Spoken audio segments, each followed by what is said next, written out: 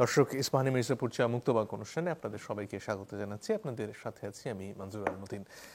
বিভিন্ন দলের তরফ থেকে মনোনয়ন দেয়া শুরু হচ্ছে, নির্বাচনে তাদের প্রার্থী বাছাইয়ের প্রক্রিয়াগুলো এগিয়ে চলেছে।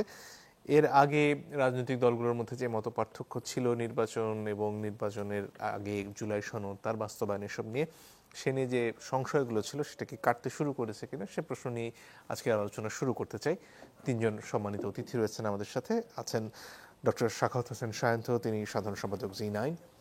আছেন জনাব সাইফুল হক, সাধারণ সম্পাদক বিপ্লবী ওয়ার্কার্স পার্টি, এবং আছেন জনাব আলাউদ্দিন মোহাম্মদ, যুগ্ম সদস্য সচিব, জাতীয় নাগরিক পার্টি। আপনাদের তিনজনকে স্বাগত আমাদের এই অনুষ্ঠানে। শুরুতেই জনাব আলাউদ্দিন, আপনার কাছে আসতে চাই। আজকে দুটো বক্তব্য। এক জায়গায় নাহিদ ইসলাম বলছেন যে 300 আসনে আপনারা প্রার্থী দেবেন, অন্যদিকে নাসিরউদ্দিন পাটোয়ারিকে বলতে শুনলাম যে বেগম জিয়া যেসব জায়গায় দাঁড়িয়েছেন সেগুলো বাদে অন্যান্য ক্ষেত্রে হয়তো আপনারা প্রার্থী দিচ্ছেন। আর গতকালকে গণমাধ্যমে কিছু কিছু ক্ষেত্রে কোথায় কে কে প্রার্থী হচ্ছেন তার এক ধরনের খবর আমরা দেখছিলাম। সব মিলিয়ে আসলে এই প্রক্রিয়াটা কতদূর এগোলো, এবং এর পাশাপাশি আপনাদের গুরুত্বপূর্ণ নেতারা যেসব জায়গা থেকে প্রতিদ্বন্দ্বিতা করছেন সেসব জায়গাতে বিএনপি বেশিরভাগ ক্ষেত্রেই প্রার্থী দিচ্ছে, সেক্ষেত্রে আসলে বিএনপির সাথে কোনো ধরনের সমঝোতার রাস্তা কি আসলে বন্ধ হয়ে গেছে কিনা? আপনাকে ধন্যবাদ। আমার বিজ্ঞ সহ-আলোচক এবং যারা দেখছেন শুভেচ্ছা। আপনি অনেকগুলো বিষয় একসাথে অবতারণা করেছেন। আমি শেষ থেকে শুরু করছি। তো বিএনপি হোক কিংবা অন্যান্য দল যারা প্রার্থী দিবেন, বিএনপির মতো একটি বড় দল 300 আসনে প্রার্থী দেবেন, এটাই স্বাভাবিক। এবং আমরা কখনোই আগেও বলিনি যে আমরা কোনো রাজনৈতিক দলের সাথে সমঝোতা কিংবা অ্যালায়েন্সের জন্য আমরা প্রস্তুত আছি। আমরা বলেছিলাম যে আমাদের কাছে প্রস্তাব আছে, আমরা হয়তো বা যখন নির্বাচনের তফসিল ঘোষণা হবে আমরা ভেবে দেখব আসলে বা আমাদের রাজনীতির সাথে যাদের রাজনীতি অনেকটাই কাছাকাছি, বিশেষত এই গণঅভ্যুত্থানের পরে আমরা দীর্ঘ সংস্কারের যে সংলাপ হয়েছে, তারপর একটা যে ঐকমত্য কমিশন হয়েছে, জুলাই সনদ বাস্তবায়নের পথে আছে। আমাদের সমঝোতা অথবা অ্যালায়েন্সের মূল ভিত্তি হলো সংস্কার। সংস্কারের প্রশ্নে যাদের সাথে আমাদের মনে হবে যে আমরা কাছাকাছি অবস্থান করছি, হয়তোবা সামনের দিনগুলোতে সুযোগ থাকবে।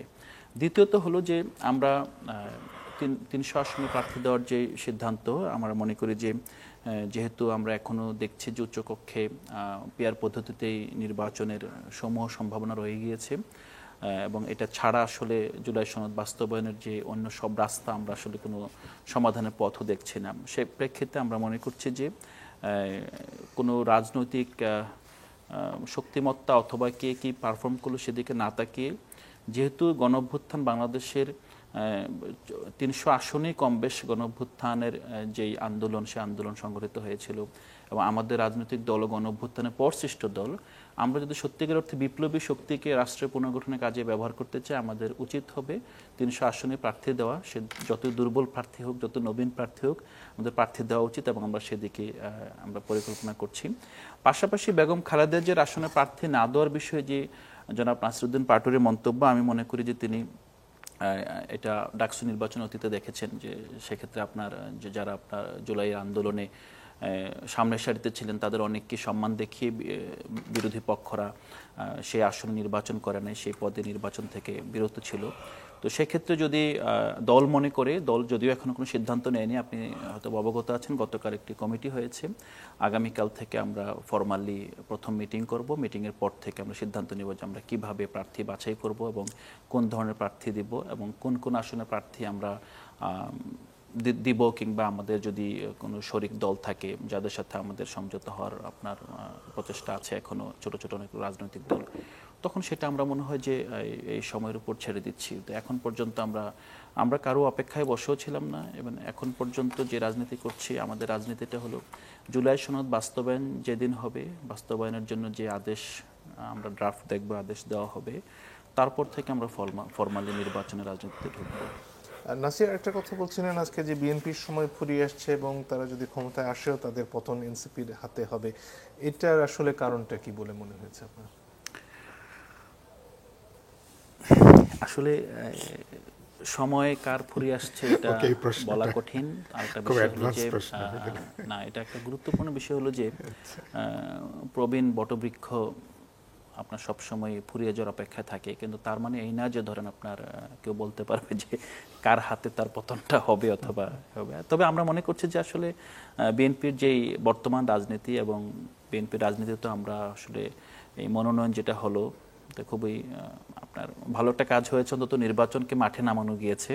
বাট মনোনয়নে আমরা আসলে তেমন নতুনত্ব দেখি নাই। তো যদি আমরা অভিনব কিছু পেতাম তাহলে হয়তো বা আমরা বিএনপিকে, মানে আমরা যে বিএনপির আয়ু বাড়ছে সেটা দেখতে পেতাম। বাট আমি মনে হয় নাসিরউদ্দিন পাটোয়ারির বক্তব্য বরাবরই আসলে মানে তার একটা স্টাইল আছে।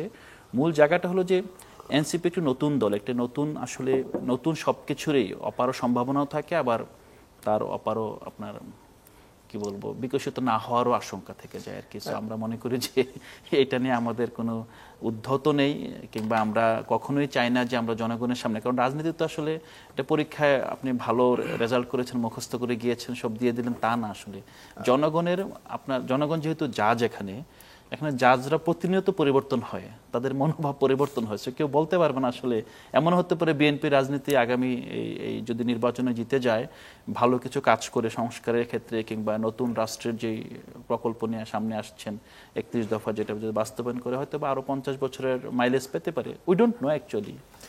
এর পাশাপাশি আরেকটা প্রশ্ন ঘুরে ফিরে আসছে যে বিএনপির অভিযোগ এটা যে তাদেরকে আসলে সংস্কার বিরোধী হিসেবে দেখানোর চেষ্টা করছে একটি মহল, অনেক ক্ষেত্রে এই অভিযোগটা জামাতের দিকে। এনসিপির আসলে এই ব্যাপারে অবস্থানটা কি? আমরা মনে করি যে বিএনপির মধ্যে অনেকগুলো শক্তি আছে। বিএনপি মানে একক না যে সংস্কার বিরোধী অথবা সংস্কার পক্ষে। বিএনপির মধ্যে আপনারা জানেন যে 111-এর পরে বিএনপির ভিতরে সংস্কারপন্থী এবং আপনার যেই পুরনোপন্থী দুইটাই ধারায় ছিল। পরবর্তীতে কিন্তু সংস্কারপন্থীরও রাজনীতি করেছে। এখন আমরা দেখেছি যারা আসলে দলে সংস্কার চেয়েছে অনেক ক্ষেত্রেই বঞ্চিত হচ্ছে, আপনারাও দেখছেন। তবে আমরা মনে করি যে বিএনপি অ্যাজ এ হোল সংস্কার বিরুদ্ধে আমি বলতে চাই না, কারণ বিএনপি সংস্কার বিরুদ্ধে হলে তো তারা প্রায় 10 মাস ঐকমত্য কমিশনে এভাবে সংলাপে অংশ নিত না। জি, ধন্যবাদ। জনাব সাইফুল হক, আপনার কাছে আসতে চাই। গতকালকে সরকারের তরফ থেকে 1 সপ্তাহ সময় বেঁধে দেওয়া হলো রাজনৈতিক দলগুলোকে। আপনারা আপনাদের দল থেকে বলেছেন আসলে সরকারের তরফ থেকে সিদ্ধান্ত চাপিয়ে দেওয়ার চেষ্টা করা হচ্ছে কিনা। এর পাশাপাশি এই যে সময়ে বেঁধে দেয়া, রাজনৈতিক দলগুলো নিজেরা আলোচনা করবে এবং এর মধ্যে সমাধান না পেলে আবার সরকার সিদ্ধান্ত দিয়ে দেবেন, এই ব্যাপারটা আসলে কোন দিকে নিচ্ছে পুরো পরিস্থিতিকে? আপনাকে ধন্যবাদ। প্রিয় ভাজন, দুই আলোচক, দর্শক শ্রোতা যারা দেখছেন, আপনাদেরকে শুভেচ্ছা জানাই। আমরা গোটা পরিস্থিতিতে তো বেশ উদ্বিগ্ন এই অর্থে, এবং আমরা আজকে গণতন্ত্র মঞ্চের আমাদের একটা জরুরি প্রেস ব্রিফিং ছিল, সেখানেও আমরা এটা নিয়ে আমরা কথা বলেছি। গোটা পরিস্থিতির জন্য আমরা ঐক্যমত কমিশন এবং সরকারের দায়টা দেখছি আমরা সবচেয়ে বেশি। আমার এই বক্তব্যের পেছনে লজিকটা কি? লজিকটা হচ্ছে যে আমরা ঐক্যমত কমিশনের দীর্ঘ আলোচনার পরে আমরা অনেকগুলো প্রশ্নে যেমন একমত হয়েছি, বেশ কিছু প্রশ্নে ভিন্নমত সহ সেখানেও আমরা একমত হয়েছি, ভিন্নমতটা থাকবে। আমরা 17ই অক্টোবর আমরা যে সনদে স্বাক্ষর করেছি, অঙ্গীকারনামা স্বাক্ষর করেছি, আর সেটা সবাই জানেন। কিন্তু তারা ঐক্যমত কমিশনের দিক থেকে তারা যে পরবর্তীকালে সুপারিশ তারা যেটা দিয়েছেন, সেই সুপারিশে আমাদের আলোচনার বা আমরা যে সনদে স্বাক্ষর করেছি তার পরিপূর্ণ আমরা কিন্তু রিফ্লেকশনটা দেখিনি। সেখানে তো যেটা ইতিমধ্যে বহুল আলোচিত যে ভিন্নমতের প্রশ্নটা তো সেখানে ছিল। তো সরকার কি করবে সেটা সরকারি বিষয়, কিন্তু ঐক্যমত কমিশন যখন তারা একটা জিনিস সুপারিশ জমা দেবেন, তখন তারা যেসব বিষয়ে আমরা একমত অথবা ভিন্নমত সহ একমত, সবটাই তারা সেখানে জমা দেবেন, আর তাদের সুপারিশ থাকতে পারে। এখানে বড় একটা ব্যত্যয় হয়েছে। 2 নম্বর বড় একটা ব্যত্যয়ের জায়গা হচ্ছে যে আমরা সরকার তো নানা সমালোচনার পরে ওই সংবিধান নিয়ে, বিদ্যমান সংবিধান এবং তার 106-এর রেফারেন্সে তারা শপথ নিয়েছেন, সরকারে আছেন, এবং গত 14 মাস যে গোটা রাষ্ট্র চলছে, আমাদের পছন্দ অনেকের না হলেও বিদ্যমান সংবিধান কাঠামোতেই চলছে। আবার একদিকে সরকার কিছু এক্সট্রাঅর্ডিনারি সিদ্ধান্ত নিতে হচ্ছে অভ্যুত্থানের মধ্য দিয়ে। গণ আকাঙ্ক্ষার একটা রিফ্লেকশনের জায়গাটা অনেক সময় সংবিধানের বাইরে যেহেতু আমরা দলগুলো বলছি, তো তারা যেভাবে সরকারকে তারা পরামর্শ দিচ্ছেন, তারা জুলাই সমঝোতা সনদ বাস্তবায়ন ব্র্যাকেটে সংবিধান সংশোধন একটা আদেশ জারি করবার জন্য, আমাদের অবস্থান যে আমরা এটা নিয়ে কোনো কনসেনসাস হয়নি। এনসিপি বা কোনো দলের এ ব্যাপারে নির্দিষ্ট অবস্থান ছিল এটা আদেশ দেওয়া বা এটার ব্যাপারে। ঐক্যমত কমিশন কোনটা তারা হাজির করবে? তারা হাজির করবে যেসব প্রশ্নে দলগুলো একমত, অথবা বলতে পারেন ওভারওয়েলমিং মেজরিটি যে সমস্ত প্রশ্নে আছে। কিন্তু এই প্রশ্নে ওনারা যেভাবে দিয়েছেন, অ্যাজ ইফ আমরা এই ব্যাপারে যেন আমরা একমত হয়েছি, ওনারা কিন্তু একটা বিরোধের সূত্রপাত কিন্তু ওনারাদের এই প্রস্তাবের ভেতরে আছে। আর অন্য কিন্তু টেকনিক্যাল ঐকমত্য কমিশন তো এই মুহূর্তে আর কাজ করছে না, এখন তো না, বল না, আপনাদের এখন কোর্টে ছেড়ে এখন দেওয়া হলো সরকারের এখন। কাছে এটা নিয়ে একটা বড় বিতর্ক। আদৌ কোনো ইন্টারিম গভর্নমেন্ট এ ধরনের কোনো কনস্টিটিউশনাল অর্ডার দিতে পারে কিনা প্রকারান্তরে, এটা নিয়ে অসংখ্য প্রশ্ন। এবং এটা তার, আমরা বলেছি তার এখতিয়ার এবং তার ম্যান্ডেট এবং তার ক্ষমতার বাইরে এটা। এটা একটা বিষয়। তারপরে গণভোটের প্রশ্ন, তারপরে ওই যে 270 দিন এবং 270 দিনে সব কিছু যুক্ত না হলে এরপরে এটা অটোভাবে স্বয়ংক্রিয়ভাবে সংবিধানে এটা যুক্ত হবে। এটা বাংলাদেশ তো বটেই, সমসাময়িক পৃথিবীতে এটা প্রায় নজিরবিহীন ঘটনা বলা চলে, বিশেষ করে সংবিধান সংশোধনের মতন কোনো একটা গুরুত্বপূর্ণ ইস্যুতে। তার মানে হলো যে আপনি ঐকমত্য কমিশন কী করবে, যেসব ব্যাপারে ন্যূনতম ঐকমত, ন্যূনতম বোঝাপড়া, একটা মডার্ন ডেমোক্রেটিক স্টেট বা এই ধরনের কীভাবে চলে, একটা রাজনৈতিক চুক্তি হয়, সামাজিক চুক্তি হয়, সবাই যেখানে আমরা একমত হতে পারবো, সেটাই তো আমার ভিত্তির জায়গাটা। মনে হয় যে তারা ফলে তাদের এই প্রস্তাবের মধ্য দিয়ে একটা অনৈক্যের জায়গাটা, একটা বিভেদের জায়গা, অনৈক্যের জায়গা, আপত্তি জায়গাটা হচ্ছে এইখানে। সেদিক থেকে এখন সরকার যেটা দিয়েছেন, সরকারের দিক থেকে আমরা যেহেতু প্রফেসর ইউনূস তিনি একদিকে ঐকমত্য কমিশনেরও তিনি সভাপতি, আবার তিনি সরকার প্রধান, তার ওখানে স্বাক্ষর রয়েছে। তার মানে সরকারও তো এখানে একটা দায়ের জায়গাটা আছে। এটা সঙ্গত ছিল, কারণ তারা জানেন দলগুলোর অবস্থানটা কি।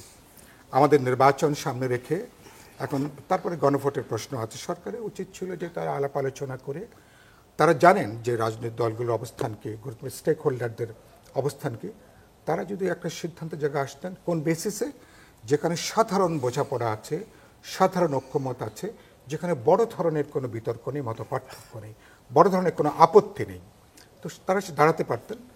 বলটা তারা আবার রাজনৈতিক দলগুলোর কোর্টে তারা দিয়েছে। এটা কিছুটা দায় এড়ানো, যেটা আজকে আমি বলেছি আমাদের প্রেস ব্রিফিংয়ে, এবং সরকার এই দায় এড়ানোর জায়গাটা, এটা কোনো ভালো নজির এটা হয়নি।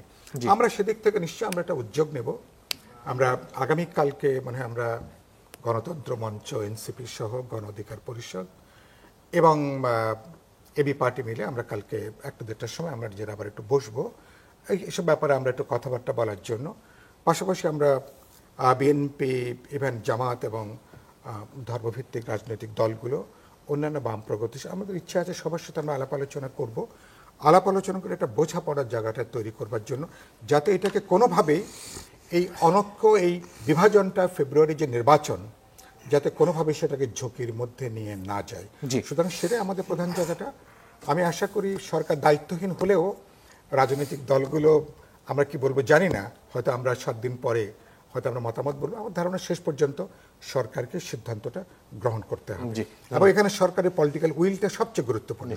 সরকারের সদিচ্ছা যদি পরিষ্কার থাকে, ইমান যদি পরিষ্কার থাকে, আপনার ইন্টেনশনে যদি কোনো সমস্যা না থাকে, বাকি হার্ডেলগুলোকে ওভারকাম করা সম্ভব। ডক্টর শান্ত, আপনার কাছে পর্যায়ে আসতে চাই। জামাতের তরফ থেকে কালকে তার সহমর্মী আরো দলগুলোকে নিয়ে, ইসলামপন্থী দলগুলোকে নিয়ে একটা সংবাদ সম্মেলনে তারা বললেন যে তারা আলোচনায় রাজি, এবং এই ক্ষেত্রে আসলে উদ্যোগ নেয়ার প্রক্রিয়াটা আসলে কি হতে পারে, বিএনপি সবচেয়ে বড় রাজনৈতিক দলের মুহূর্তে বিএনপি আসলে এই আলোচনায় কোনো ধরনের উদ্যোগ নিতে পারে কিনা? আপনাকে ধন্যবাদ, এবং আমার 2 সম্মানিত সহ আলোচক এবং যারা শুনছেন সবার জন্য শুভেচ্ছা রইল। প্রথম কথা হলো, জামায়াত কি নিয়ে আলোচনা চাচ্ছে, আগে তো বিষয়টা বলতে হবে। জামাতের সঙ্গে তো বিএনপির কোনো বিরোধ নাই, কোনো সমস্যা নাই। সমস্যাটা হচ্ছে জুলাই সনদ নিয়ে সরকার সমস্যা করেছে, ঐকমত্য কমিশন সমস্যা করেছে, বিএনপির ভাষায় প্রতারণা করেছে। যেরকম হওয়ার কথা ছিল সেরকম হয়নি, নোট অফ ডিসেন্ট ছিল সেগুলো নেই। যেটা সাইফুল ভাই বললেন যে এই যে নতুন একটা কনসেপ্ট আনলো, যেটা পরিষদ, বাস্তবায়ন পরিষদ গঠন করলো, যে 300 আসনের এমপিরা মিলে একটা পরিষদ হবে, এই পরিষদ 270 দিনের মধ্যে এই জুলাই সনদ বাস্তবায়ন করবে, বাস্তবায়ন না করলে অটোমেটিক্যালি বাস্তবায়িত হইয়াছে বলিয়া ধরিয়া নিতে হইবে। আপনাকে আমি টাইম ফ্রেম দিয়ে দিলাম যে 1 ঘন্টার মধ্যে চ্যানেল 24 আমার নামে আপনি লিখে দিবেন। যদি লিখে নাও দেন তাহলে 1 ঘন্টা পরে এটা আমার হইয়া গিয়েছে বলিয়া ধরিয়া নিতে হইবে। এটা কেমন শর্ত হলো? তাহলে আপনাকে আমি এই যে লিখে দেওয়ার শর্তটা 1 ঘন্টা টাইম কেন দিচ্ছি? যেই এমপিরা বিভিন্ন দল থেকে নির্বাচিত হবে, জাতীয় সংসদে যাবে, তাদেরকে শুধু পরিচয়টা আলাদা করে আনলেন আপনি, ওই জাতীয় সংসদের এমপি হিসেবে এনে ওই একই ব্যক্তিদের এখানে কি লাভ, কি বেনিফিট, কেন তাহলে দুইটা বডি হলো? তা একজন মানুষ যিনি একটা দল থেকে নির্বাচিত হবেন, তিনাকে অন্য একটা কমিটিতে আনলেই তার কি মাইন্ডসেট চেঞ্জ হয়ে যাবে, তার ইচ্ছা চেঞ্জ হয়ে যাবে, দলের প্রতি তার আনুগত্য চেঞ্জ হয়ে যাবে? তাহলে আর একটা পরিষদ কেন গঠন করতে হলো? যদি সেটা করতেই হয় যে হ্যাঁ একটা আলাদা বডির মাধ্যমে হলে সুন্দর দেখায়, তাহলে সেটাই রাজনৈতিক দলগুলোর সঙ্গে আলোচনা হওয়া দরকার ছিল। ফলে যেটা থাকবার কথা ছিল সেটা নেই, যেটা থাকবার কথা নয়, আলোচনাই হয়নি, সেটা ঢুকে গেল। আবার উচ্চকক্ষে পিয়ার নিয়ে যেহেতু সমস্যা আছে, সেটা যদি আপনি গণভোট দেন, গণভোটেই সমাধান হোক। সেটা আগে কেন তারা লিখে দেবে যে উচ্চকক্ষে পিয়ার হবে, তাদের নির্ধারিত করে দিল। সর্বশেষ যেটা করলো, এই যে সাইফুল ভাই যেটা বললেন যে দায় এড়ানো, তারা রাজনৈতিক দলের কোর্টে নাকি বল ঠেলে দিল। আপনি বললেন যে বল এখন রাজনৈতিক দলগুলোর কোর্টে। আসলে এটা দায় এড়ানো না, শুধু নতুন করে একটা গ্যাঞ্জাম লাগিয়ে দেওয়া। যদি রাজনৈতিক দলগুলো নিজেরা আলোচনা করেই এই ঝামেলাগুলো মেটাতে সক্ষম হতো, বাংলাদেশের রাজনৈতিক দল যদি এত সুবিধি হতো, এতটা তারা দলীয় স্বার্থের ঊর্ধ্বে উঠতো, তাহলে তো 9 মাস ধরে এই আলোচনার দরকার ছিল না, এই রেফারির দরকার ছিল না। ব্যাপার তারা বলছেন যে এক সপ্তাহের মধ্যে যদি কোনো সিদ্ধান্ত রাজনৈতিক দল না দেয়, তাহলে তারা যে সিদ্ধান্ত দেবেন সেটাই মোটামুটি মেনে নিতে হবে। এখানেও একটা চালাকি, কারণ ওনারা জানেন যে বাংলাদেশের রাজনৈতিক দলগুলো এইরকম অমীমাংসিত ইস্যুতে নিজেরা আলোচনা করে 1 সপ্তাহ কেন 1 বছর বা 1 যুগেও পারবে না। এটা বাংলাদেশে হয় না, কখনো হয়নি। সুতরাং ওনারা একটা চালাকির আশ্রয় নিলেন। ওরা জানেন যে রাজনৈতিক দলগুলো এটা পারবে না, শুধু দায়টা ওদের উপর চাপিয়ে দেই আগে যে তোমরা 1 সপ্তাহের মধ্যে সমাধানে আসো, সমঝোতে আসো, না হলে আমরা সিদ্ধান্ত দিয়ে দিব। ওনারা সিদ্ধান্ত দিয়ে দিবেন কেন? ওনারা সিদ্ধান্ত দিয়ে দিলে 9 মাস ধরে আলোচনা করলেন কেন? 9 মাস আগে কি বলেছেন যে আপনারা যেগুলো একমত হবেন না সেগুলো আপনারা একমত হতে না পারলে আমরা সিদ্ধান্ত দিব, আপনাদের মানতে হবে, সেই শর্ত, সেই কথা কখনো বলেছেন? তাহলে তাই যদি হয়, তাহলে 9 মাস ধরে আলোচনার সময় ক্ষেপণ করতো কেন এই রাজনৈতিক দলগুলো? তারা যদি জানেই যে আমরা এখানে একমত না হলেও শেষ পর্যন্ত এই ঐকমত্য কমিশন বা সরকার যা চাইবে সেটাই মেনে নিতে হবে, তাহলে আর আলোচনার দরকার কি ভাই? আপনারা নিজেরা আলোচনা করেন, আপনারা বিদেশ থেকে এক্সপার্ট হায়ার করে আনেন, তারপর বিভিন্ন বিশ্ববিদ্যালয়ের শিক্ষকদের থেকে মতামত নেন, তারপর বিভিন্ন এনজিও কর্মকর্তাদের থেকে মতামত নেন, নিয়ে আপনারা যেটা মনে করেন বাংলাদেশের রাজনীতি কেমন হওয়া উচিত, কি করা উচিত, আমাদের একটা প্রেসক্রিপশন লিখে দেন, আমরা ওই অনুসারে ওষুধ খাওয়া শুরু করি। সেটা বলে দিত, তাহলে যে কাজটা করলো এই কমিশন সেটা বিভেদকে উস্কে দিল। যথার্থই বলেছেন, আজকে যে বাম গণতান্ত্রিক মোর্চারা বসছিলেন এবং যে বিবৃতি গণতন্ত্র মঞ্চ তারা যে বিবৃতি দিয়েছেন, যে প্রেস রিলিজ দিয়েছেন, সেটা আমার মনে হয় যথার্থ দিয়েছে। বিএনপির পক্ষ থেকে যে কথা বলেছে তার তো কোনো অন্য কোনো উদ্দেশ্য মনে হয় না, শুধু একটাই যে আমরা যা বলেছি সেটা রাখেন, আর যে আলোচনা হয়নি সেটাকে ঢুকায়েন না এর মধ্যে। এই তো এটুকুই চাওয়া। যদি এরা খুব সরল মনে, প্রথমে আলী রিয়াজ সাহেব প্রথমে যে কথা বলেছিলেন যে রাজনৈতিক দলগুলো যে বিষয়ে একমত হবে, প্রফেসর ইউনূস বলেছেন এটা, সেই বিষয়গুলোতেই জুলাই সনদ হবে এবং ঐকমত্য হবে। যেগুলোতে একমত হবেন না সেটা নির্বাচনী ম্যানিফেস্টোতে যাবে, মানুষের কাছে অ্যাপ্রোচ নিয়ে যাবে দলগুলো, এবং ভোটাররা ডিসাইড করবে। এই কথা শুরুতে তো ডক্টর আলী রিয়াজও বলেছেন, ডক্টর মোহাম্মদ ইউনূস তার বক্তৃতায় বলেছেন। সেইখান থেকে ওনারা সরে আসলেন কেন? কারণ হইল এই যে এদের মধ্যে একটু মিলমিশ হয়ে যাচ্ছে, ইলেকশনটা হয়ে যাচ্ছে, সম্ভবত এটা ভালো লাগছে না, মধু খাওয়ার দিন ফুরিয়ে আসাটা নিতে পারছেন না ওনারা, সেই কারণে। আর একটা ছোট্ট একটা কথা শুধু বলে নেই, যেহেতু এই প্রসঙ্গ আসছে, যে তাহলে আপনার কাছে ফিরে আসি, তাহলে হয়তো একটু সময় পাবেন। দর্শক একটু পরে ফিরে আসি, আশা করি সাথে থাকবেন। মির্জাপুর চা মুক্তবাক, আমরা ছিলাম ডক্টর সায়ন্ত আপনার কাছে। আপনি বোধহয় নাসিরউদ্দিন পাটোয়ারির মন্তব্যের ব্যাপারে কিছু বলতে চাচ্ছিলেন। না, সেটা বলছিলাম যে রাজনীতিতে বিভিন্ন দলেই এক একজন বিনোদন দেওয়ার থাকে, এটা থাকতে হয়। যেমন ওর কথা শুনলে, নাসিরউদ্দিন পাটোয়ারির কথা শুনলে আমার মাঝে মাঝে ওবায়দুল কাদেরের কথা মনে পড়ে। ওকে আমার মনে হয় এনসিপির ওবায়দুল কাদের অনেকটা, এবং সেই জন্য ওবায়দুল কাদেরের অনেকে সংক্ষেপে ওকা ডাকতো, ওকে কিন্তু এখন এই ভার্চুয়াল মিডিয়ায় দেখি অনেকে সংক্ষেপে নাপা ডাকে। তো নাসিরুদ্দিন পাটোয়ারি ওকা ওকা মানে নাপা, ফলে ও যেসব কথা বলে, কথাটা এক ধরনের পলিটিক্যাল রেটরিক হিসেবে কেউ কেউ উড়িয়ে দেয়, কেউ কেউ হাস্যরস করে। যেমন বিএনপির মৃত্যু ঘণ্টা বেজে গেছে, বিএনপি 40-50টার বেশি আসন পাচ্ছে না, হা ভোটে বিএনপির জন্ম, না ভোটে মৃত্যু, এরকম সব বাণী দিয়েই যাচ্ছে। যে বাণীটা সে দিচ্ছে সেই বাণীটা কি তার এবং তার দলের প্রতি যে নতুন ধারার রাজনীতি চালুর যে অঙ্গীকার নিয়ে তারা আসছে সেটাকে হোঁচট খাওয়াচ্ছে কিনা, সেটাকে প্রশ্নবিদ্ধ করছে কিনা। এনসিপির বাকি নেতারা ওর এটাকে না থামাতে পারার অর্থ হচ্ছে এটাকে এই দল অনুমোদন দিচ্ছে। তাহলে এই দল যে নতুন ধারার রাজনীতি করবার যে অঙ্গীকার নিয়ে আসলো, সেটা অন্য দলের অনেক নেতারই অনেক বেফাস কথা নিয়ে আমরা সমালোচনা করি, সাধারণ মানুষ অসন্তুষ্ট হয়। তাহলে ওরাও যদি সে একই করে, ধরেন হাসনাত একসময় খুব রাগত স্বরে অনেক রকমের কথা বলতো, একটু থেমেছে, কিন্তু সার্জিস কলিজা ছিঁড়ে রাস্তায় ফেলে দেওয়ার কথা বললো, এখন কিন্তু আর কারো কলিজা আপাতত ছিঁড়ছে না। অন্তত এটুকু বুঝতে পারছি যে নির্বাচন সামনে এসছে, এইটা ওর মাথায় ঢুকেছে। নির্বাচন পরিচালনা কমিটির প্রধানের দায়িত্ব নেওয়ার পরেও যদি নাসির পাটোয়ারির যদি এই বোধটা না আসে যে সে ওবায়দুল কাদেরের মানে একটা রেপ্লিকা হয়ে যাচ্ছে অনেকের কাছে, সেটা ভালো হচ্ছে না, রাজনীতির জন্য ভালো হচ্ছে না, এনসিপির জন্য ভালো হচ্ছে না। এবং আমাদের জন্য দুর্ভাগ্য যে ওকে আমাদের স্নেহ করা উচিত, ভালোবাসা উচিত, যে জুলাইয়ের অবদানের জন্য শ্রদ্ধা করা উচিত, সেটা না করে ওকে নিয়ে আমাদের সমালোচনা করতে হচ্ছে। এটা আমাদেরও করতে ভালো লাগে না। বেফাস মন্তব্যের প্রসঙ্গ যেহেতু আসলে ওই মাদারীপুর 1 আসনের যিনি বিএনপির টিকিট পেয়েছিলেন কামাল জামান মোল্লা, তার মনোনয়ন স্থগিত করা হয়েছে এবং অনেকে ধারণা করছেন জয় বাংলা বলে ফেলায় এটা হয়েছে। এই যে একটা বেফাস মন্তব্যের কারণে স্থগিত করা হলো, সেটা কি যৌক্তিক হলো? এইটা সম্ভবত শুধু একটা বেফাস মন্তব্য না, এখানে অনেকগুলো উপাদান কাজ করেছে আমার ধারণা আর কি। সংবাদ মাধ্যমে যা যা দেখলাম এবং যা শুনলাম সেটা হচ্ছে তার আগের ভূমিকা এবং আওয়ামী লীগ সংশ্লিষ্ট অনেকের সঙ্গে এবং সাবেক আইজিপি বেনজির থেকে শুরু করে আওয়ামী লীগের নেতা এমপিদের সঙ্গে তার যে একটা দহরম মহরম ছিল, সেই সব ছবিগুলো ভার্চুয়াল মিডিয়ায় চলে আসছে, যেটা আগে এইভাবে হয়তো দল হিসেবে বিএনপি ওইভাবে জানতো না, আমরাই জানতাম না। একে শুধু ওই একটা তার একটা প্রতিষ্ঠানের কারণে আমরা তার নাম জানতাম, এর বাইরে রাজনৈতিক নেতা হিসেবে ওইভাবে তাকে তো চিনতাম না আমরা। ফলে এটা সামনে এসছে, এটা একটা। দুই হলো তার ওইখানকার তার প্রতিদ্বন্দ্বী যে প্রার্থী আছে তার লোকজন ওইখানে লোকালি আন্দোলন করছে তার বিরুদ্ধে, অর্থাৎ আরেকজন যে নমিনেশন প্রার্থী তার পক্ষে।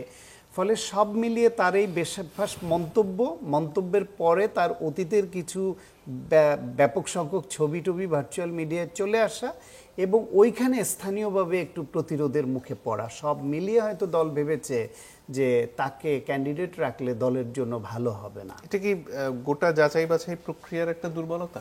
না, দুর্বলতা বলতে কি, দেখেন বিএনপি অনেক বড় একটা দল, এই দলে অনেক নেতা আছে সব জায়গায়, আর বৃহত্তর ফরিদপুরের কিছু কিছু এলাকায় যেখানে বিএনপির আসলে ওই রকম শক্তিশালী খুব বড় মাপের নেতা নাই, কিন্তু সেইখানে অন্য নানান বিবেচনা নিয়ে তার ব্যবসায়িক অবস্থান, তার সোশ্যাল অবস্থান, এসব বিবেচনা নিয়ে কিছু দিতে পারে।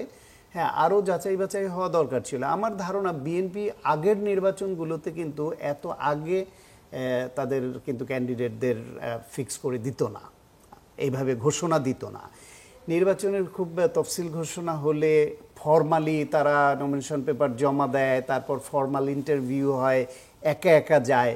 সেটা না করে এবার কিন্তু আসন ভিত্তিক সবাইকে ডাকলো, কথা বললো, তারপর দল সিদ্ধান্ত নিল। আমার মনে হয় এখানে একটা বিষয় কাজ করেছে যে জামায়াত ইসলাম আগেভাগে তাদের ক্যান্ডিডেট ঘোষণা করে দিয়ে এলাকায় নির্বাচনী কার্যক্রমে সম্পৃক্ত করে ফেলেছে। সেইখানে কোথাও কোথাও বিএনপির ক্যান্ডিডেটরা ওই মানুষের দ্বারে দ্বারে যেহেতু নির্ধারিত হয় নাই, যাচ্ছিল না, এটা একটা কারণ হতে পারে। দ্বিতীয় হতে পারে বাংলাদেশের নির্বাচন নিয়ে একটা অনিশ্চয়তার একটা আবহ ছড়াচ্ছিল। নির্বাচন কি ফেব্রুয়ারিতে আদৌ হবে বা নাও হতে পারে, নানান রকম মেরুকরণ, নানান রকমের ফিসফাস, একটা ফিশিং চলছিল। এরকম মাঝে মাঝে এমনও শোনা যাচ্ছিল যে এই বাহিনীর এরা দেখা করতে যাচ্ছেন, এই কিছু একটা ঘটে যাচ্ছে মনে হয়। কিংবা এই যে ঐকমত্য কমিশন এই যে এইরকম জুলাই সনদে প্রতারণা করে একটা দলগুলোর মধ্যে ঝামেলা লাগিয়ে দিল, ফলে নির্বাচন না হওয়ার একটা ক্ষেত্র তৈরি হয় কিনা, এই জামায়াত ইসলাম এইরকম একটা মন্তব্য করছে, এনসিপি এটা বলছে, বিএনপি এই বলছে। ফলে সেইখান থেকে ফিরিয়ে এনে একটু তাড়াতাড়ি নমিনেশন ঘোষণা করে দিয়ে এই 237 জন, একজন কমে এখন 36 জন হলো, তাদেরকে নির্বাচনের মাঠে নামিয়ে দিল বিএনপি। এখন এই 236 জনের মধ্যে আপনি দেখবেন 236 জনই কিন্তু মনে মনে এমপি হয়ে গেছে। তারা মনে করে বিএনপি বড় দল, তারা প্রতিদ্বন্দ্বিতায় এগিয়ে থাকবে এবং তারা এমপি হবে। কেউ সবাই না হবে না হয়তো, কিন্তু তারপরেও এই আকাঙ্ক্ষা তাদের মনে তৈরি হয়ে গেছে। ফলে এখন যদি নির্বাচনের বাইরে অন্য কোনো প্রক্রিয়ায় কোনো শক্তি কোনোভাবে একটু এগোতে চায়, তাহলে এই 236 জন কিন্তু ইতিমধ্যে তারা নিজেদের স্বার্থ রক্ষার জন্য নেতাকর্মীদের নিয়ে দাঁড়িয়ে যাবে। ফলে নির্বাচনে প্রচারণায় একদিকে নেমে গেল, আর একদিকে হচ্ছে নির্বাচন না হওয়ার মতো কোনো ঘটনা কেউ ঘটাতে চাইলে সেটাকে শক্তভাবে প্রতিহত করার জন্য যে সোলজার, সেটা কিন্তু তৈরি হয়ে গেল। ধন্যবাদ। জনাব আলাউদ্দিন, আপনার কাছে ফিরে আসতে চাই। এই যে এই সময়ের মধ্যে বাকি দুজন আলোচক যেটা বলছিলেন, আসলে সরকার এক ধরনের দায় সারা কাজ করেছে এই আলোচনার ব্যাপারটা রাজনৈতিক দলের টেবিলে ঠেলে দিয়ে, সেখানে আসলে সামনে সমাধানের রাস্তাটাকে রাজনৈতিক দলগুলো কিছু করতে পারবে নাকি আসলে সপ্তাহটা ফুরালে সরকার যে সিদ্ধান্ত দেয় সেটাই মেনে নেওয়া ছাড়া আর উপায় থাকবে না? আমি প্রথমত এই ব্যাপারে কিছু বিষয় স্পষ্ট করতে চাই। আমরা ঐকমত্য কমিশন এবং সরকারকে বারবার বলছি রেফারি। যখন আপনার ঐকমত্য কমিশন সরকারের কাছে সুপারিশ জমা দিলেন, তখন কিন্তু ইভেন অনেকগুলো টক শো শিরোনাম ছিল যে রেফারি হয়ে গোল দিচ্ছেন সরকার। হ্যাঁ, রেফারি কি গোলের ভূমিকা অবতীর্ণ হচ্ছে? ব্যাপারটা হলো যে আপনি বলছেন তিনি রেফারি, তারপর আবার বলছেন যে তিনি সিদ্ধান্ত নেবেন। আবার মানে এমন একটা আপনার ক্যাওটিক জায়গাটা নেওয়া হচ্ছে যে সরকার যদি সিদ্ধান্ত নেয়, সিদ্ধান্তটা আপনি মানছেন না। আবার দেখা যায় আপনি সিদ্ধান্ত নিচ্ছেন না, যেটা আমাদের সহালোচক বৃদ্ধ বললেন যে কখনোই তিনটি দল একমত হবেন না, জেনেও তাদের কাছে ঠেলে দেওয়া হলো। তাহলে সরকার কি করবে? সরকার সর্বশেষ যে চেষ্টা, এখন আপনার সরকারের জায়গায় আপনি আমি হলে কি করতাম? যখন আমাকে ঐকমত্য কমিশনের মাধ্যমে যারা এখানে মতামত দিয়েছে, তাদের মতামতের প্রতি রেসপেক্ট যদি আমি দেখাতে চাই, তাহলে আমাকে সর্বোচ্চ চেষ্টা করতে হবে সর্বশেষ পর্যন্ত তারা আসলে কোনো ঐকমত্য আসতে পারে কিনা। যদি না আসতে পারে, তখন জাতির সামনে এটা পরিষ্কার যে আসলে এখন সরকার আর কিছু করার নেই।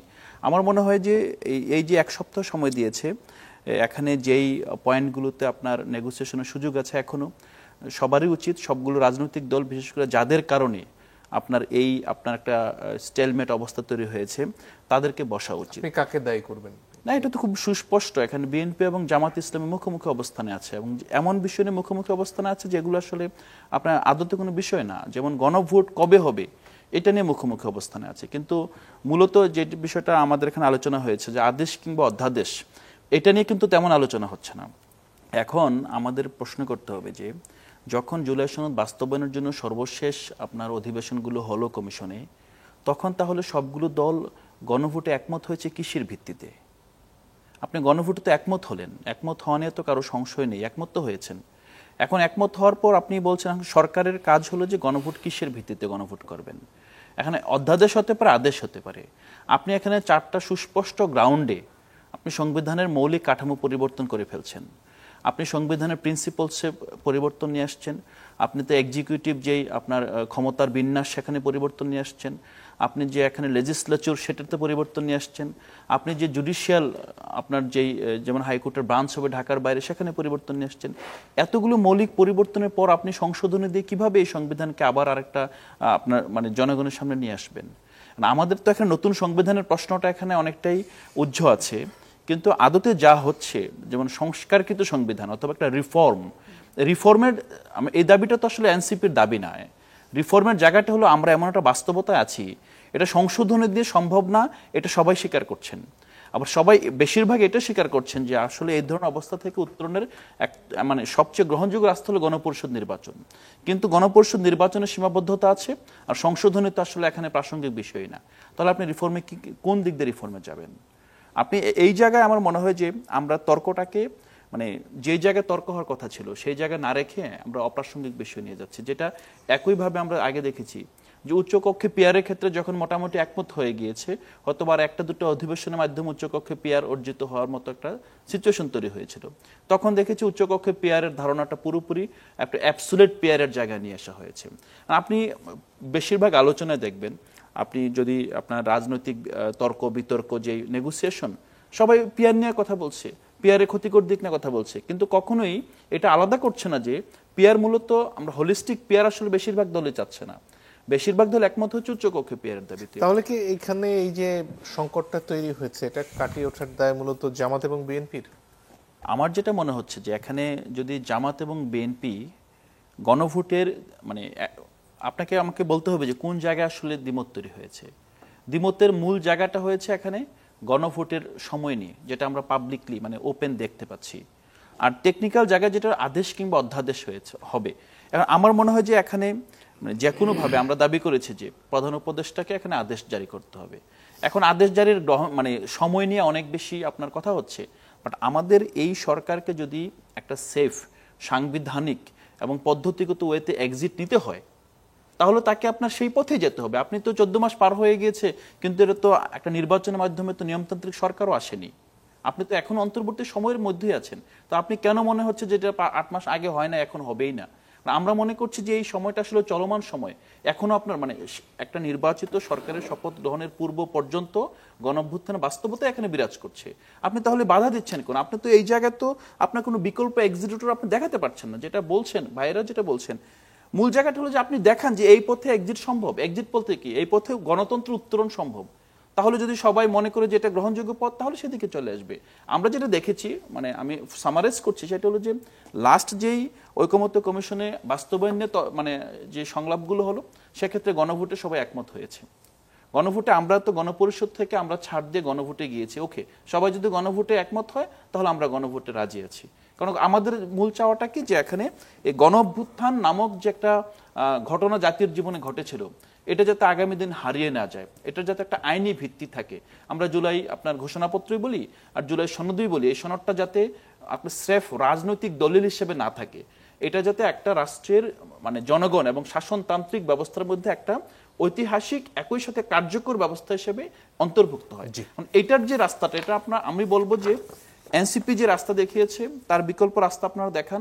আদারওয়াইজ আমি বলবো যে বড় দুটো রাজনৈতিক দল বিএনপি এবং জামাত আপনারা ছেলে মানুষই করছেন, এগুলোকে আপনারা নিজেরা একসাথে বসেন। কারণ এখানে জামাত যে রাজনীতি করছে, জামাত তার রাজনীতি থেকে বের হতে পারবে না, বিএনপি যেটা করছে সেটা থেকে বের হতে পারবে না। বাট জাতির স্বার্থে কিছু জায়গা তাদেরকে একমত হতেই হবে। জি, ধন্যবাদ। জনাব হক, আপনার কাছে ফিরে আসি। এই যে কথাটা একটু আগে জনাব আলাউদ্দিন বলছিলেন যে আসলে মূল দ্বন্দ্বের জায়গা হচ্ছে গণভোট কখন হবে, নির্বাচনের দিনে নাকি তার আগে, সেই আলোচনা কি শুধুই বিএনপি জামাতের মধ্যে দ্বিমতের বিষয়, নাকি এর বাইরেও এর কোনো কারণ দেখেন আপনি? না, একটা হলো গণভোটের ব্যাপারে তো জানেন যে আপনি অধিকাংশ দল গণভোটের ব্যাপারে প্রথম দিকে তারা একমত ছিলেন না। গণভোটের কথাটা এসছে এই জায়গা থেকে, যেহেতু এনসিপি সহ কিছু কিছু বন্ধুরা তারা গণভোটের প্রস্তাবটা তারা দিয়েছিলেন, পরে এসছে যে বিএনপি দিক থেকে বা বিপ্লবী ওয়ার্কার্স পার্টি, গণতন্ত্র মঞ্চের শরিক যে দলগুলো, আমরা আসলে একটা ন্যাশনাল কনসেনসাস তৈরি করবার জায়গা থেকে এই প্রশ্নে আমরা একমত হয়েছি যে ঠিক আছে, আমরা এসব প্রশ্নে আমরা আমাদের মধ্যে পার্থক্য কিভাবে কমিয়ে আনতে পারি, বিভাজন কিভাবে কমিয়ে আনতে পারি, যথাসম্ভব সর্বোচ্চ বোঝাপড়া, এই স্পিরিট জায়গা থেকে বিএনপির মতন দল সরতে সরতে তারা কিন্তু অনেক দূর তারা কিন্তু তারপরে কিন্তু এসছেন। ফলে এটা বলতে পারেন একটা ন্যাশনাল কনসেনসাস তৈরি করবার একটা খুবই স্পষ্ট একটা পলিটিক্যাল একদম একটা গুডউইল থেকে পুরো ব্যাপারটা এটা এসছে। এবং আমরা আরেকটা তথ্য বলি আপনার এই গণমাধ্যমের উদ্দেশ্যে, বিপুল অধিকাংশ রাজনৈতিক দল সবাই বলেছেন যে গণভোটটা ফেব্রুয়ারি প্রথমার্ধে যে জাতীয় নির্বাচন, একই সাথে গণভোটটা অধীনে হওয়া উচিত। এ ব্যাপারে ঐকমত্য কমিশন তারা যে সুপারিশটা করলেন, আপনি দেখবেন গুরুত্বপূর্ণ নোট অফ ডিসেন্টগুলো, যেগুলো একটা বড় রাজনৈতিক প্রশ্ন, সেগুলো উল্লেখই করলেন না। আর কিন্তু এই প্রশ্নে একটা দুটো দল যেটা বললেন প্রস্তাবনা তাদেরটা আগে, যে ফেব্রুয়ারি নির্বাচনের দিন না করে এটা আলাদাভাবে করা, পরে বললেন যে এটা একসাথেও এটা হতে পারে। দুটো মতামত তারা দিয়েছেন। তো সরকার কোন পথে হাঁটবে, সরকার কি করে, তারা কি তাহলে বিপুল অধিকাংশ রাজনৈতিক দল তাদের যে চিন্তা, তাদের যে অভিমত, সরকার তো সেই জায়গাটাকে তারা বিবেচনার মধ্যে রাখবেন। লজিকটা কি এসেছিল যে আপনি সরকারের যে পরিস্থিতি, আমার ল এনফোর্সিং এজেন্সির যে অবস্থাটা, তাদের যে পরিমাণ ফোর্সকে ডিপ্লয় করতে হবে আর একটা জাতীয় নির্বাচনের জন্য, একটা আমাদের এই দুর্বল অর্থনৈতিক অবস্থায় বিশাল একটা অর্থনৈতিক একটা ব্যয়ভারের প্রশ্ন আছে। এবং সরকার আসলে নভেম্বর মাসের মধ্যে আরেকটা নির্বাচন করবার সক্ষমতা রাখে কিনা, অধিকাংশ মনে করেছে সেই সক্ষমতা সরকারের নাই। আরেকটা হলো, যদি আপনি করতে চান, এটা যদি মত পার্থক্য রেখে সরকার যদি কোনো কিছু ইম্পোজ করতে চায়, বিদ্যমান যে বিভক্তি বিভাজন, এটা আরও বহুদূর এটা কিন্তু বাড়বে। আরেকটা খুব, যেটা আমাদের দিক থেকে আমি একাধিকবার বলেছি, ঐক্যমত কমিশনের পরও কথাটা বলেছি, কোনো কারণ গণভোটের ক্ষেত্রে দলগুলো মার্কা নেই, দলের প্রার্থী নির্বাচিত হবার কোনো প্রশ্ন নেই, দলগুলো অত সিরিয়াসলি কোনো ক্যাম্পেইনে যেখানে যাবে না। কোনো কারণে যদি 10-15-20% যদি ভোট পড়ে এবার, আর আগেকার মতন গণভোটে নিশ্চয় 80-90%, 100% নিশ্চয় দেখানোর কোনো সুযোগ নেই। আমরা এটুকু নিশ্চয় আমরা আশা করতে পারি, মানে এখনকার রাজনৈতিক অবস্থাতে 10-15-20% যদি ভোট পড়ে, তাহলে পাবলিকলি ব্যাপারটা এরকম দাঁড়াবে, তাহলে মানুষ কি গণভোটকে প্রত্যাখ্যান করলো, মানুষ কি জুলাই সনদকে মানুষকে প্রত্যাখ্যান করলো। আমাদের অভ্যুত্থান, আমাদের অর্জন, জুলাই সনদ এবং গণভোট, সবটাই অর্জনটা ভয়াবহ বিপর্যয়ের মধ্যে পড়ে। রাজনৈতিক দিক থেকে এটা খুব বড় ধরনের একটা পরাজয় ডেকে আনতে পারে। এটা জামাত কেন চাইছে বলে মনে হয় আমাদের জন্য? জামাত ভালো বলবে, আমি সম্ভবত অন্য কোনো হিসাব নিকাশ আছে। গণভোটে যখন আসবে, এর পরবর্তী দাবিটা যেটা আসবে, এটা তো এখন একটা তারা বলছেন না, এটা মানুষের পপুলার উইল থেকে এটা সরকার এসছে, এবং তখন এনসিপির সাথে জামাতের এই প্রশ্নে কিছুটা তখন হয়তো মিলেও যেতে পারে। কোন প্রশ্নে? যে এটা তো একটা অভ্যুত্থানের সরকার, যেটা আমরা বলছি যে সরকার সংবিধান বিষয়ে কোনো অর্ডার দেবার সাংবিধানিক কোনো এখতিয়ার নাই, ম্যান্ডেট নাই, কোনো ক্ষমতা নেই। যে বন্ধুরা মনে করছেন গণভোট হয়ে যাবার পরে, গণভোট যদি হাসসূচক আসে, এর পরবর্তী দাবিটা হবে যে এই পার্লামেন্টে এই সংবিধানটা ছুড়ে ফেলো, we should have a new constitution. এবং এই সরকারকে তখন এটাকে একটা বিপ্লবী সরকার আখ্যায়িত করে। That might be lot of things, it's a quite different agenda, completely একটা ডিফারেন্ট এজেন্ডা। বাংলাদেশ তখন এই পলিটিক্যাল দৃশ্যপটের মধ্যে, তখন এনসিপির মনে কি আছে সেটা জানি না, গণভোট তো লিমিটেড কনস্টিটিউয়েন্ট পাওয়ারের কথা বলছে, এনসিপির কি আছে সেটা জানি না। না, গণভোট, আমি বলেছি যে আপনি গণভোটের পরবর্তীকালে আপনি যে কথাটা বললেন, আমি কথাটা একটু বলি। পিআরের যে নিম্নকক্ষে, যেখানে পিআরের কোনো আলোচনাই নাই, সেখানে একটা দলের যখন এই প্রশ্ন যখন আপনি সেটেল ডাউন করে এসছেন ঐক্যমত কমিশনের সভাতে, দিনের পর দিন আলোচনা করে, রাজপথে যখন আপনি বলছেন যে পিআর ছাড়া নির্বাচনটা হবে না, হতে দেওয়া হবে না, নির্বাচন করা যাবে না, হোয়াট ডাজ ইট মিন? আপনি ঐক্যমত কমিশনের ব্যাপারটা দিনের পর দিন আলোচনা করে আমরা সেটেল করেছি। নিম্ন পরিষদেরটা কোনো এজেন্ডার ভেতরেই নাই, কোনো আলোচনার মধ্যে নাই, কেবল আমরা উচ্চ কক্ষের ব্যাপারে আমরা একমত হয়েছি। ইভেন বিপ্লবী ওয়ার্কার্স পার্টি সহ, গণতন্ত্র মঞ্চ, এনসিপি বা ইভেন জামাত সহ 25-26টা দল যে সেখানে উচ্চ কক্ষে পিআরের মধ্য দিয়ে হতে পারে। জি, বাকি প্রশ্নে সেখানে বিএনপি নোট অফ ডিসেন্ট দিয়েছে। এই প্রশ্ন কি রাজপথে কোনো সমাবেশ বিক্ষোভের মধ্য দিয়ে, এই এত গুরুত্বপূর্ণ প্রশ্ন কি সেটেল ডাউন করার প্রশ্ন আছে? কিন্তু এটা নিয়ে সমাবেশ, বিক্ষোভ, স্মারকলিপি ঘেরাও, ধর্মঘট, তার মানে কি? তার মানে আপনার অন্য কোনো আপনার ইন্টেনশন, তাহলে লক্ষ্যটা পিআর না, লক্ষ্যটা অন্য কিছু, যেখানে নিম্নকক্ষের কোনো আলোচনাই নাই। তার মানে কি? আপনি জবরদস্তি করছেন, আপনি আমাকে বাধ্য করছেন পুরো জায়গাটা। আমি কথা ওই জায়গা থেকে বললাম, গণভোট আগে হওয়ার বিপদের জায়গাটা হচ্ছে, একদিকে দলগুলোর মধ্যে অবিশ্বাসটা বাড়বে, সন্দেহ বাড়বে, বিভক্তি বাড়বে, এবং আপনার উদ্দেশ্য নিয়ে বহু ধরনের প্রশ্ন আসবে। পরবর্তী রাজনৈতিক জার্নিটা খুবই অনিশ্চিত জায়গায় যেবার আশঙ্কা সাধারণ, কারণ আমাদের পূর্বাপর আচরণগুলোর আমাদের যে কথাটা বলছে, পরবর্তী আপনি ড্রাগ করে কোথায় আপনি নিয়ে যাবেন, আশঙ্কাটা সেইখানে।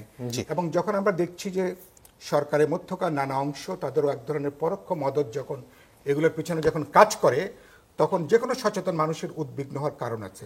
আর আমরা বলেছি ওই জায়গা থেকে যদি লক্ষ্যটা এটা হয় যে আমরা জুলাই সনদের ব্যাপারে মানুষের পপুলার কনসেন্টটা নেওয়া, তাহলে নির্বাচনের দিন হলে তাহলে আমার মানুষ তো অভ্যস্ত, আমার মানুষ একদিনে 2-3টা ব্যালটে ভোট দিতে অভ্যস্ত, ইউনিয়ন পরিষদে, সিটি কর্পোরেশন, উপজেলা পরিষদে।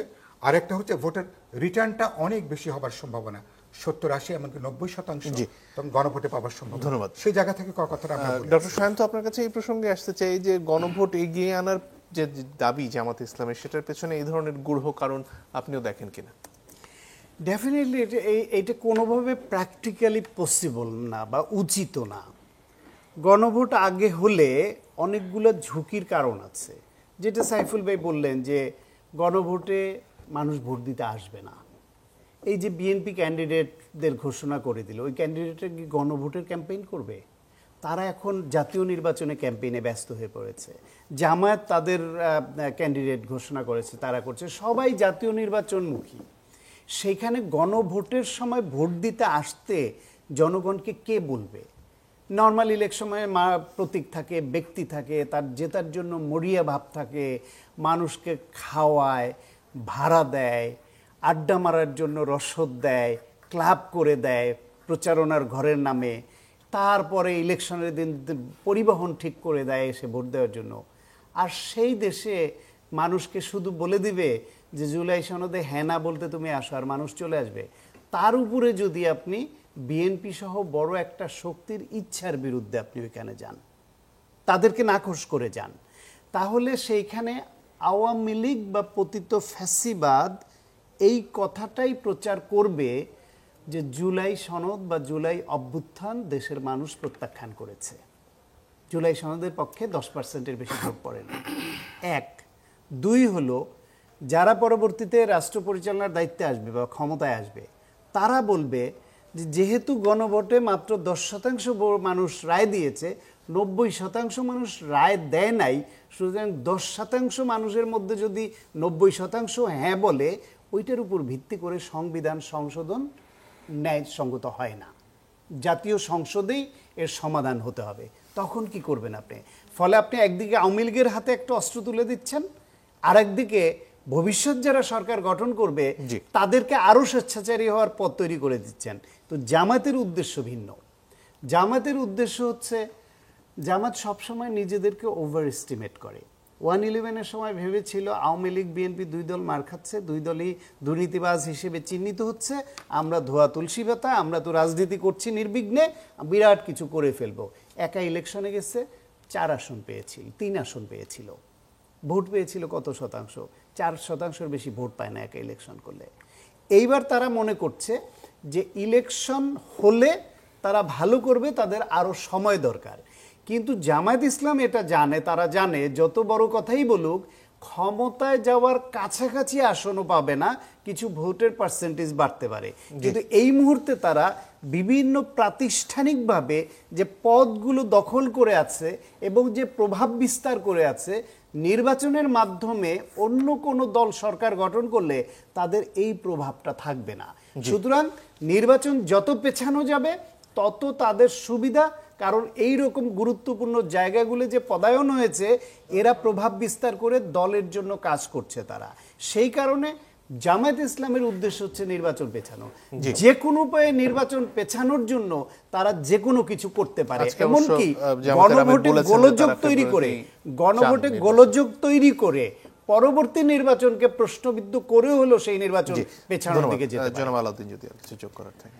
আমার একই জায়গায় যে দেখেন, আমরা আলোচনা শুরু করেছি আদেশ অধ্যাদেশ নিয়ে, শেষ পর্যন্ত পুরো সাইফুল ভাইয়ের আলোচনা এবং শান্ত ভাইয়ের আলোচনা কিন্তু ওদিকে চলে গিয়েছে। যে মানে প্রশ্ন প্রেক্ষিতে না, আমাদের মূল জায়গাটা হলো, যেমন আমি কিন্তু ক্লিয়ার হলাম না যে আসলে এখানে আদেশ হলে প্রবলেমটা কোথায়। কারণ আমাদের জায়গাটা হলো, আমরা তো খুব ক্লিয়ার যে নির্বাচনের দিনে গণভোট হবে, এটা নিয়ে আমাদের কোনো আপত্তি নেই, এবং আমরা মনে করি যে এখানে যেটা ঐকমত্য হবে সেটাই। কিন্তু মূল জায়গাটা হলো যে আদেশ নিয়ে, এখন সরকার তো এখন আদেশের দিকে যাচ্ছে। এখন আদেশের জায়গা যদি আমাদের কোনো আপত্তি থাকে অথবা আমাদের কোনো জটিলতা দেখা যায়, আমার মনে হয় সেই আলোচনা আমাদের যাওয়া উচিত। কারণ এটা আগে হবে পরে হবে, এটা বড় কোনো ইস্যু না। হ্যাঁ, এটার মাধ্যমে যেটা আমরা বুঝতে পারছি যে শেষ পর্যন্ত হয়তো বা আগে হবে না, এটার আগে হওয়ার কোনো আসলে ভিত্তি নাই মানে বাস্তবতা বিদ্যমান নাই। এখন আমাদের মূল জায়গাটা ক্লিয়ার হওয়া উচিত এখন, যে বিএনপির সাথে কিংবা অন্যান্য দলের সাথে যে আলোচনাগুলো হচ্ছে, মাঠ পর্যায়ে বিএনপির অনেক নেতৃত্ব বলছে যে জুলাই সনদের কোনো দরকার নেই। তারপর আরো অনেকেই এই সংস্কার নিয়ে মানে বিভ্রান্তি ছড়াচ্ছে। আমার মনে হয় এটা বিএনপির জন্য ভালো হচ্ছে না, এবং ঐকমত্য কমিশন এবং সনদের জন্য তো অবশ্যই না। তো এই জায়গাটা আমাদের মনে খুব মানে রাইট জায়গায়, যে আসলে কোন জায়গায় আমাদের প্রবলেম আছে সেই জায়গাটা ধরলে আমার মনে হয় যে সংকটের উত্তরণ সম্ভব আর কি।